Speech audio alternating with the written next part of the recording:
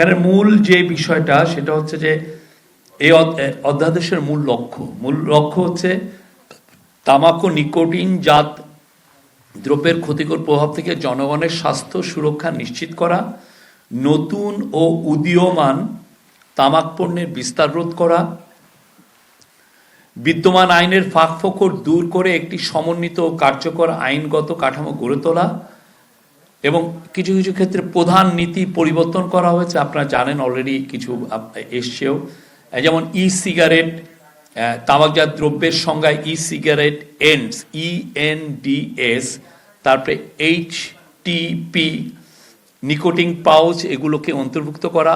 আপনারা দেখছেন globally cigarette অনেক জায়গায় নতুন নতুন তামাকজাত পণ্য আসছে, নতুন মার্কেটিং করছেন তারা, এবং অনেকের কাছে এটা পপুলারও হচ্ছে, কিন্তু এদেরও ক্ষতিকর প্রভাবটা অনেক।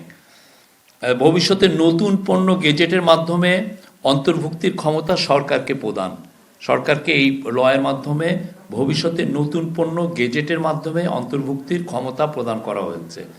পাবলিক প্লেস সুরক্ষা, আপনারা জানেন আমাদের যদিও এই আইনটা আগেও ছিল, কিন্তু এই পাবলিক প্লেসে আসলে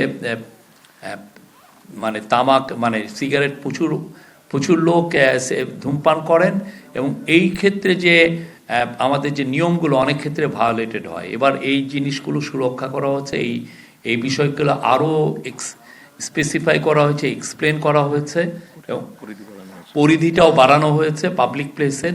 এবং এর ফলে যেটা হবে যে তামাক পণ্য, আমরা আশা করছি যে পাবলিক প্লেসে তামাক পণ্য ব্যবহার বা ধূমপান কমে আসবে। এটা এখানে ক্ষমতা দেওয়া হয়েছে, এটা আমি পুরোটা পড়ে নেই। সংবেদনশীল স্থানে বিক্রয় নিষেধাজ্ঞা, শিক্ষা প্রতিষ্ঠান, হাসপাতাল, ক্লিনিক ও শিশু পার্কের 100 মিটারের মধ্যে তামাক বিক্রয় নিষিদ্ধ।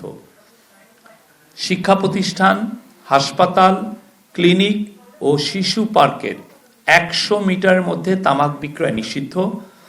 এমার্জিং টোবাকো প্রোডাক্ট নিষিদ্ধ করা হয়েছে, এর মধ্যে আছে ই সিগারেট ও অন্যান্য উদীয়মান তামাক পণ্যের উৎপাদন, আমদানি, বিক্রয়, ব্যবহার সম্পূর্ণ নিষিদ্ধ।